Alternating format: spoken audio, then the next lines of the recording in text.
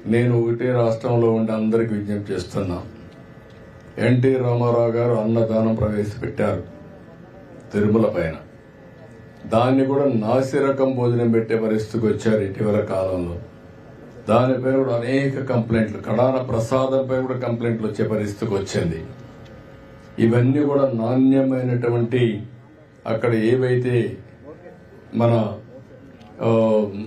దానికి కావాల్సినటువంటి ముడి సరుకులన్నీ కూడా నాసిరకం వాడడం, అది కాకుండా పవిత్రమైన దేవాలయాల్లో కూడా అపవిత్రమైన ముడి సరుకులు వాడడం, ఇలాంటివన్నీ చేసి కంపు చేశారు.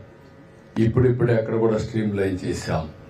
ఒక దూరదృష్టి మీరు ఆలోచిస్తే ఎన్టీ రామారావు గారు ఆ రోజు ప్రారంభించిన అన్నదానం ఈ రోజు కార్పసే మొత్తాన్ని జరిపే పరిస్థితి వస్తుంది. డే బై డే ప్రజలు ఇంకా కాంట్రిబ్యూట్ చేస్తున్నారు. ఎప్పుడైనా సరే ఒక మంచి వ్యవస్థను ఎస్టాబ్లిష్ చేసి ఒక పవిత్రమైన కార్యక్రమంగా దాన్ని తీసుకున్నప్పుడు ప్రజలు స్పాన్సర్ చేయడానికి ఏమాత్రం వెనుకాడనే దానికి అన్నదానం టీటీడీలో ఒక ఉదాహరణ అని చెప్పి నేను మీకు తెలియజేసుకుంటున్నాను.